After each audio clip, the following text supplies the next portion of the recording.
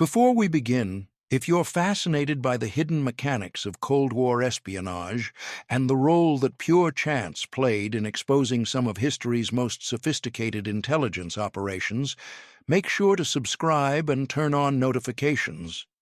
We uncover these forgotten cases every week, bringing you the documented truth behind moments that changed the course of the Cold War. Now, let's talk about a single nickel that brought down one of the most successful Soviet spy networks in American history. On the afternoon of June 22, 1953, a 13-year-old newspaper delivery boy named Jimmy Bozart was counting his collections for the day on the front steps of an apartment building at 3403 Foster Avenue in the Flatbush neighborhood of Brooklyn, New York. The weather that day was warm and humid, typical for late June, with temperatures in the mid-70s and a haze hanging over the city. Jimmy had been delivering papers for the Brooklyn Eagle for nearly 2 years, a job that earned him approximately $8 per week, money he used to help his mother pay household expenses and to save for a bicycle he wanted to buy before the summer ended. As Jimmy sorted through the coins customers had given him that afternoon, separating nickels from dimes and quarters, one of the nickels slipped from his fingers and fell onto the concrete step. The coin hit the edge at an angle, and instead of bouncing or rolling as coins typically do, it split cleanly in half. The two halves separated and came to rest beside each other. Jimmy stared at the coin for several seconds, confused by what he was seeing. One half showed the normal nickel exterior, the familiar profile of Thomas Jefferson on one side, Monticello on the other. But the other half was hollow, like a tiny metal cup, and inside this cavity was something that didn't belong. A small piece of what appeared to be film rolled tightly and fitted into the space. The hollow interior had been machined with extraordinary precision. The walls were thin enough to keep the coin's weight nearly identical to a regular nickel, but thick enough to maintain structural integrity under normal handling. The two halves had been fitted together so precisely that when closed, the seam was nearly invisible. Only the unfortunate angle of impact on the concrete step had caused the separation. Jimmy carefully extracted the film. It was approximately the size of a pencil eraser when rolled up. Holding it to the light, he could see rows of tiny numbers, but the text was too small to read individual digits without magnification. Jimmy understood that a hollowed-out coin with a hidden compartment was not something innocent. He understood that the film with its rows of numbers was meant to be secret. And he understood, with the instincts of a child who had grown up during World War II and the early years of the Cold War, that this was connected to spies. After several minutes of deliberation, he walked 6 blocks to the New York Police Department's 66th Precinct Station House on 16th Avenue and asked to speak to a detective. The desk sergeant, a man in his 50s named Patrick Donnelly, examined what Jimmy showed him and immediately called for Detective Joseph McDonald. McDonald was 34 years old, had been with the NYPD for 9 years, and had served in Army intelligence during World War II. He recognized immediately what he was looking at. McDonald took Jimmy into an interview room and asked detailed questions. The boy explained that the coin had been in his collection money from his newspaper route, which meant it had been given to him by one of his customers sometime during the previous week. He couldn't remember which customer specifically because he collected from dozens of households and received hundreds of coins in the process. McDonald thanked Jimmy, took his contact information, and told him he had done the right thing. He asked the boy not to tell anyone about the discovery, not his friends, not his teachers, not anyone except his mother. Jimmy agreed and kept that promise, though he would later admit it was one of the most difficult things he had ever done. The hollow nickel and its microfilm were photographed and documented by the NYPD's Technical Services Division, then turned over to the Federal Bureau of Investigation's New York field office the following morning. The case was assigned to Special Agent Edward Gamber, a 42-year-old counterintelligence specialist who had been investigating Soviet espionage operations since 1947. The microfilm was sent to the FBI's laboratory in Washington, D.C., where technicians developed and photographed it. The film contained a single message typed in rows of 5-digit number groups, 207 groups total. The format was immediately recognizable as a one-time pad cipher, a cryptographic system considered unbreakable if used correctly, in which each message is encoded using a unique key that is used only once and then destroyed. Without the corresponding key, decryption was effectively impossible. The FBI's cryptanalysis team attempted frequency analysis, pattern recognition, and statistical modeling, but the mathematical properties of a properly implemented one-time pad meant the ciphertext contained no exploitable patterns. Physical analysis of the evidence proved more revealing. The microfilm was a specific type manufactured by Eastman Kodak and commonly used for document reproduction. The typewriter that created the message had distinctive characteristics: slightly misaligned keys, uneven pressure on certain letters. That might allow identification if the machine could be located. Metallurgical testing confirmed the coin was a genuine 1948 Jefferson nickel that had been professionally machined using specialized tools. The interior cavity measured approximately 16 millimeters in diameter and 1.5 millimeters deep. The FBI's assessment concluded that the hollow nickel represented physical evidence of an active, sophisticated Soviet intelligence operation in the New York area. The precision engineering suggested professional tradecraft. The one-time pad indicated serious espionage rather than amateur work. The fact that the coin had entered general circulation meant the communication method was being actively used, but the FBI had almost nothing actionable. They didn't know who created the coin, who sent the message, who was meant to receive it, or what the message said. They didn't know if the coin had been lost accidentally or if a dead drop had failed. They didn't know the scope of the operation it represented. Agents interviewed all customers on Jimmy's newspaper route, asking whether they remembered giving him a nickel and whether anything unusual had occurred. The interviews produced nothing. Most customers couldn't remember specific coins they'd used. The FBI expanded the investigation to businesses along the route, interviewing store clerks, bank tellers, postal workers, and anyone handling large coin volumes.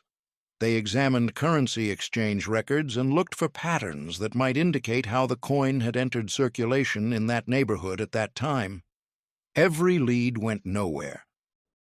The FBI filed the case as active but dormant, maintaining it alongside hundreds of other counterintelligence investigations in the hope that future developments might provide answers. Special Agent Gamber and his team kept surveillance on certain individuals in the Flatbush area and monitored potential meeting locations. Then they waited. The person who had created the hollow nickel was a Soviet intelligence officer named Vilyam Fisher, operating in the United States under the cover identity of Emil Robert Goldfuss, an artist and photographer of Eastern European extraction. Fisher had been born in 1903 in Benwell, a suburb of Newcastle upon Tyne in northeastern England, where his father worked as a translator. The family was Russian, committed to Marxist ideology and the revolutionary movement. In 1921, following the Russian Revolution and Civil War, they returned to Soviet Russia, settling in Moscow. Growing up bilingual in English and Russian, Fisher studied radio technology and engineering. In 1927, at age 24, He was recruited into Soviet intelligence, serving first in the OGPU, then the GRU, and later in what became the KGB's First Chief Directorate.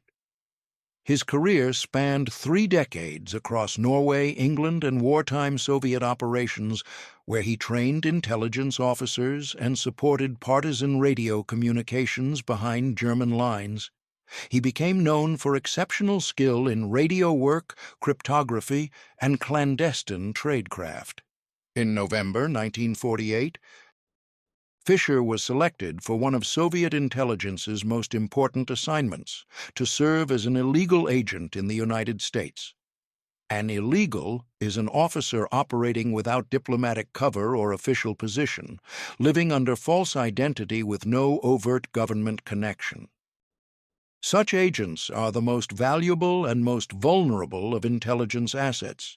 Valuable because they operate without the restrictions and surveillance that constrain embassy personnel.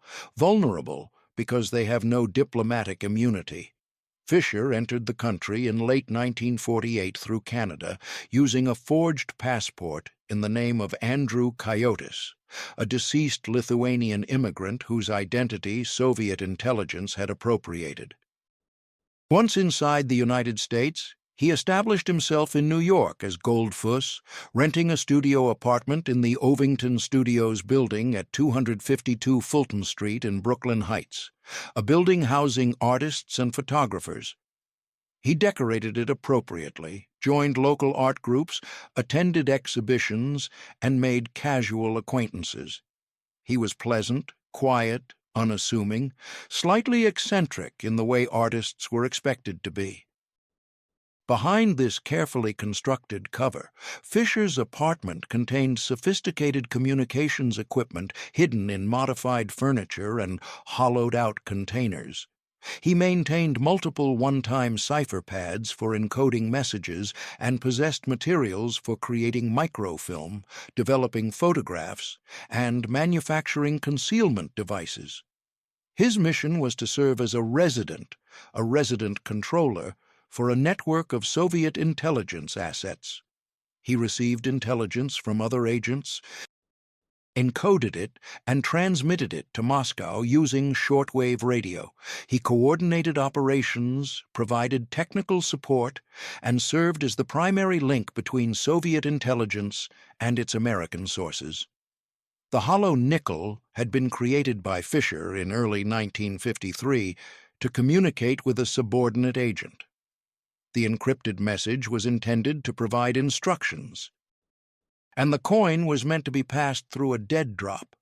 How it went astray remained unclear even decades later. Fisher's accounts during interrogation were vague and contradictory on this point. The coin simply disappeared from his control that spring and made its way through unknown hands to a newspaper delivery boy's pocket. Fisher almost certainly realized the coin was missing and would have taken security measures, but without indication that law enforcement had become involved, he likely assessed the risk as manageable. His operations continued undisturbed for the next 4 years. He painted, photographed, socialized with other artists, and maintained his network while the split coin sat in an FBI evidence locker and Special Agent Gamber's investigation remained dormant. The break came from an entirely separate case in May 1957, when a 25-year-old Soviet intelligence officer named Reino Häyhänen walked into the U.S. Embassy in Paris and requested political asylum. Häyhänen, operating under the name Eugene Nikolai Maki, told American officials he was a KGB officer who had been working illegally in the United States for 5 years and wished to defect. Born in Finland, Häyhänen had grown up in the Soviet Union after his family immigrated in the 1920s.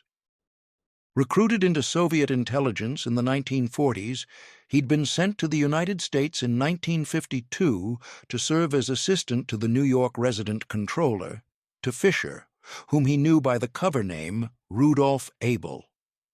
His defection stemmed from disillusionment with Soviet ideology, alcoholism, fear of being recalled to Moscow for punishment over operational failures, and the promise of financial rewards and safety in the West. During extensive debriefings in Paris and later with the FBE, after being transported to the United States, Häyhänen provided detailed information about Soviet operations in America. He described the illegal network's structure, identified dead drop locations in New York, and explained communication procedures including shortwave radio transmissions, one-time cipher pads, and concealment devices like hollowed-out coins, batteries, and everyday objects. On June 13, 1957, during a debriefing session at the FBI's New York field office, Häyhänen was shown a photograph of the split nickel. He identified it immediately. The coin had been intended for him, he explained. The encrypted message contained instructions from Moscow meant to be passed through Fisher.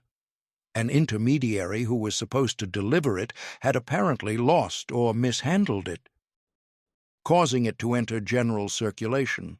Häyhänen provided the key information needed to decrypt the message. He explained the one-time pad system in use and gave details about the specific cipher pads from early 1953. With this information, FBI cryptanalysts finally decoded the message that had remained unreadable for 4 years. The decrypted text read, "We congratulate you on a safe arrival. We confirm the receipt of your letter to the address V, repeat V, and the reading of letter number 1. For organization of cover, we gave instructions to transmit to you 3,000 in local currency. Consult with us prior to investing it in any kind of business, advising the character of this business. According to your request, we will transmit the formula for the preparation of soft film and sharpening liquid. In the event that you need additional material for this purpose, you must request it in advance. The comrade will deliver in your custody Häyhänen's wife, who has been designated to be your assistant." The message confirmed Häyhänen's account. It was communication from KGB headquarters to Häyhänen himself, sent through Fisher, providing instructions and confirming arrangements for his work in the United States. The references to money, business cover, technical materials for microfilm, and Häyhänen's wife all corroborated how the network operated. More importantly, Häyhänen's information allowed the FBI to locate Fisher. He described the Brooklyn Heights studio apartment. Fisher's appearance: approximately 5 feet 9 inches tall, slender build, graying hair, glasses, European features, and his habits and routines. On June 21, 1957, almost exactly 4 years after Jimmy Bozart's discovery, FBI agents placed 252 Fulton Street under surveillance. Over the following days, they confirmed a man matching Fisher's description lived there as Emil Goldfuss. They photographed him leaving the building, walking the neighborhood, and purchasing supplies. The arrest was planned carefully. On the morning of June 21, 1957, FBI Special Agent Thomas Donovan and other agents approached Fisher in his studio on the pretext of investigating an immigration matter. Fisher was calm and cooperative. He acknowledged his name wasn't actually Goldfuss and that he'd entered the country illegally. When asked about his activities, he requested permission to consult an attorney. The agents informed him he was under arrest for immigration violations and that they had authorization to search his apartment. The search produced overwhelming evidence. Agents found shortwave radio equipment modified for receiving encrypted transmissions from Moscow, multiple one-time cipher pads, materials and equipment for creating microfilm, hollowed-out batteries, coins and bolts designed to conceal messages, photography equipment, several $1,000s in cash, forged identity documents, cipher tables, code books, and materials related to dead drop operations. Fisher was transferred to FBI headquarters for interrogation. During initial questioning, he maintained his Goldfuss cover and declined to answer substantive questions. By the following day, recognizing his cover was completely compromised and Häyhänen's defection had exposed the entire operation, Fisher acknowledged his identity. He was, he said, Colonel Rudolf Ivanovich Abel of the Soviet Committee for State Security. This itself was a cover name. His actual name was Vilyam Fisher, but he had operated as Abel for so long that he continued using it even after arrest. He'd been working in the United States since 1948 as an illegal resident controller, managing agents, collecting political, military, and technical intelligence. He declined to provide information about specific operations or agents, citing his duty to his country. Fisher was charged in federal court with conspiracy to transmit national defense information to the Soviet Union, conspiracy to gather such information, and conspiracy to act as a foreign government agent without notifying the Secretary of State. The trial began in October 1957 in the U.S. District Court for the Eastern District of New York, with Judge Mortimer W. Byers presiding. The courtroom atmosphere was tense but subdued. Fisher sat quietly at the defense table, occasionally taking notes, his expression revealing nothing. The prosecution's case relied heavily on Häyhänen's testimony describing the network's structure and operations, and on physical evidence seized from Fisher's apartment. The hollow nickel was entered as Exhibit 1A. The decoded message proved Fisher had been receiving operational instructions from Moscow. The radio equipment, cipher pads, and concealment devices demonstrated his espionage capability. Fisher's defense attorney, James Donovan, who would later gain fame negotiating Cold War prisoner exchanges, argued the evidence was circumstantial and Häyhänen was an unreliable witness motivated by self-interest. Donovan emphasized that Fisher hadn't been caught transmitting specific classified information and that the government hadn't proven particular intelligence damage had occurred. The jury deliberated approximately 3.5 hours before returning guilty verdicts on all counts. Judge Byers sentenced Fisher to 30 years in federal prison, with sentences running concurrently, plus a $3,000 fine. Under sentencing rules, then in effect, Fisher would be eligible for parole after 10 years with good behavior. Fisher was incarcerated at the Federal Correctional Institution in Atlanta, Georgia. He proved a model prisoner, quiet, cooperative, occupied with reading and painting. He maintained contact with Soviet officials through letters routed via attorneys and intermediaries, consistently expressing that he'd done his duty and had no regrets. Meanwhile, Häyhänen received approximately $50,000 for his cooperation and was resettled under a new identity. His defection had marked him as a traitor to Soviet intelligence, and he lived in constant fear that operatives might locate him. His subsequent life was troubled. He struggled with alcoholism and depression, had difficulty maintaining employment, and gradually depleted his compensation money. In 1961, only 4 years after his defection, Reino Häyhänen was killed in an automobile accident on the Pennsylvania Turnpike near Philadelphia. Police and FBI investigations found no evidence of foul play. The official determination was driver error, possibly related to intoxication.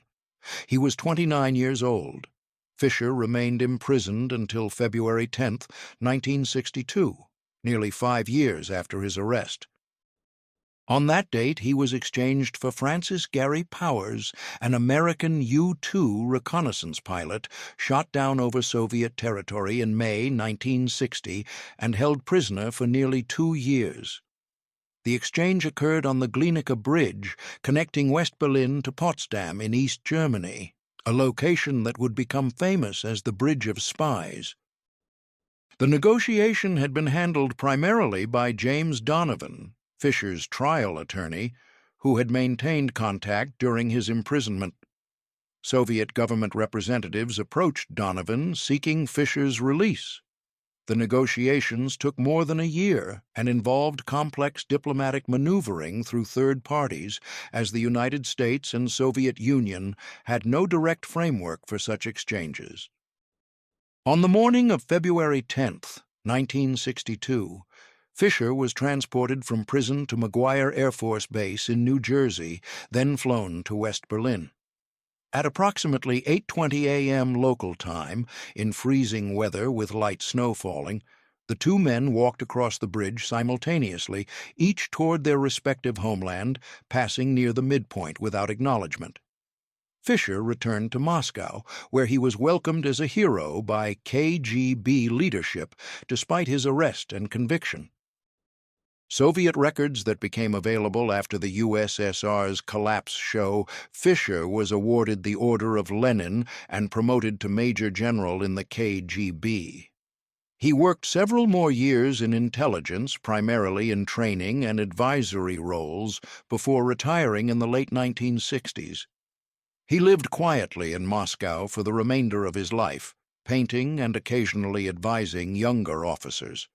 He never spoke publicly about his years in America or his arrest and trial, maintaining to the end that he'd done his duty without regret.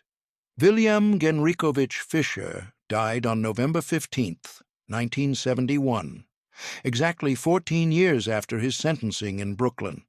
He was 68 years old. He was buried in Moscow's Donskoy Cemetery, where many prominent Soviet figures were interred. His grave was marked with his cover name, Rudolf Ivanovich Abel, which had become his identity even to his own government. Jimmy Bozart grew up largely unaware of the significance of his discovery. The FBI had asked him to remain silent, and he complied. He learned of Fisher's arrest when newspapers reported it, but the connection between the split nickel and Fisher's capture wasn't publicly revealed until years later. When Jimmy's mother learned what her son had found, she was simultaneously proud of his instincts and shaken by how close he'd come to something dangerous. In interviews conducted decades later, Bozart reflected on the randomness of it all. If the coin had landed at a slightly different angle, it wouldn't have split. If it had split in a dark room or outdoors where the microfilm couldn't be easily seen, it might have been dismissed as defective or discarded. The fact that it split on a well-lit step in front of a curious boy who'd grown up reading detective stories was pure chance. Bozart served in the U.S. Army, worked for years as an engineer, and lived a conventional life in suburban New York. He died in 2011 at age 71, remembered by his family as a quiet man who had once played a small but consequential role in one of the Cold War's most notable espionage cases. The hollow nickel remained in FBI custody for years as evidence and training material, eventually transferred to the FBI's museum collection. Visitors to FBI headquarters in Washington, D.C., can see the two halves, still separated, along with the microfilm insert and photographs of the decoded message. The broader network Fisher had managed was never fully exposed. Häyhänen's knowledge was limited to his own activities and what Fisher had chosen to share. Fisher refused to identify other agents or provide information about specific operations. The FBI conducted extensive follow-up investigations based on Häyhänen's information and materials from Fisher's apartment, but results were limited. Some dead-drop locations were placed under surveillance, but no other operatives were observed. Radio frequencies Fisher used were monitored, but transmissions ceased after his arrest. Fisher had likely compartmented other agents successfully, keeping them separate and unknown even to Häyhänen. These agents, if they existed, either ceased operations after Fisher's arrest or were quietly withdrawn by Soviet intelligence. The full scope of Fisher's intelligence activities and the full extent of intelligence he transmitted to Moscow remained unclear decades later. What is documented is that Fisher operated successfully in the United States for nearly 9 years, managed a network collecting intelligence on American military capabilities, political affairs, and technological developments, and provided information valued highly enough that Soviet intelligence exchanged an American U-2 pilot to secure his release. The question of what would have happened without the hollow nickel's discovery is worth considering. Fisher's arrest resulted from Häyhänen's defection, which stemmed from personal problems, disillusionment, and fear of Moscow's punishment, factors that existed independently of the coin incident. Häyhänen likely would have defected regardless. However, the hollow nickel provided crucial corroboration. When Häyhänen claimed to be a KGB officer in Paris, American intelligence had to determine credibility. The fact that the FBI already possessed the coin, that Häyhänen could identify it and explain its significance, and that he could provide decryption information, all this lent credibility to his defection and subsequent testimony. Without the nickel as corroboration, Häyhänen's trial testimony would have been more vulnerable to defense challenges that he was an unreliable witness motivated by self-interest. The Fisher case's larger significance extended beyond individual prosecution. His arrest and trial revealed to the American public and policymakers the extent and sophistication of Soviet illegal networks operating in the United States. The concept of illegals, intelligence officers living under deep cover with false identities, no diplomatic protection, and no overt government connection, was poorly understood by the general public before this case. Fisher's prosecution demonstrated that Soviet intelligence was investing significant resources in placing highly trained officers in America for long-term operations, that these officers could maintain cover identities for years, and that they could operate sophisticated networks collecting sensitive information. This realization led to increased FBI counterintelligence efforts and greater public awareness of the Soviet intelligence threat. The case also highlighted compartmented intelligence networks' vulnerability to defection. Soviet intelligence had invested nearly a decade establishing Fisher's network, provided extensive training and resources, and supported operations with communications and financial assistance from Moscow. But a single defector, Häyhänen, not even a senior officer but an assistant who'd become disillusioned and fearful, destroyed the entire operation. This vulnerability was inherent in human intelligence work. No matter how sophisticated the tradecraft or elaborate the security measures, intelligence networks ultimately depended on people, and people could change their minds, become dissatisfied, make mistakes, be caught and turned, or defect. For the United States, Fisher's arrest represented significant counterintelligence success, but also highlighted limitations. The FBI had successfully identified and arrested a senior Soviet intelligence officer and dismantled his immediate network. But they couldn't identify all of Fisher's agents, fully reconstruct what intelligence he'd collected, or determine the full scope of Soviet operations in America. The investigation had depended on chance, the coin splitting at the wrong angle, and betrayal by a defector. These weren't systematic methods for protecting against future threats. The hollow nickel became symbolic of both Cold War espionage's sophistication and its vulnerability to accident and chance. Soviet intelligence had developed elaborate concealment devices and secure communication methods, trained skilled officers, and invested years establishing cover identities and building networks. All that sophisticated tradecraft was compromised by a boy dropping a coin on a Brooklyn step. The human cost of the Fisher case was relatively limited compared to some Cold War espionage operations. Fisher served less than 5 years before being exchanged, returned to his homeland, was honored for his service, and lived comfortably until his death. He had no wife or children in America affected by his arrest. His Goldfuss identity was entirely fabricated, so no innocent person suffered by association. Häyhänen's fate was darker. His defection saved him from potential Soviet punishment and earned American compensation, but he spent his final 4 years as a stateless person, unable to return to the Soviet Union, living under false identity in America, struggling with alcoholism and depression, isolated from his culture and language, constantly fearing Soviet retaliation. Whether his death was truly accidental remains a quiet question mark in the case file. Jimmy Bozart experienced only minimal impact. He'd had a moment of childhood excitement at finding something unusual, done what he thought was right, and moved on with his life. The FBI's request for silence was respected, sparing him media attention or public scrutiny until the broader story became public years later. The question of whether Fisher was a committed ideologue or simply a professional doing his job remained somewhat unclear even after his death. In interrogations and at trial, he presented himself as a dedicated Soviet officer performing his duty. In his later Moscow years, according to those who knew him, he expressed neither regret for his espionage nor bitterness about his arrest.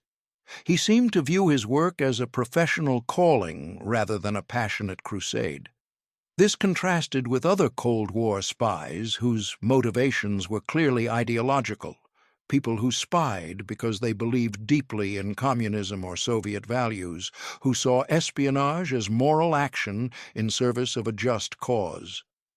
Fisher's motivations appeared more professional than ideological.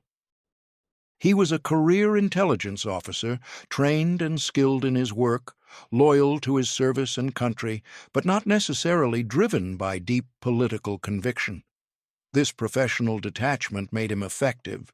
He could maintain cover, avoid emotional attachments that might compromise security, and operate methodically according to training and procedure. The hollow nickel remains one of Cold War espionage's most famous artifacts, recognized by intelligence historians and displayed in the FBI Museum as an example of Soviet tradecraft and American counterintelligence.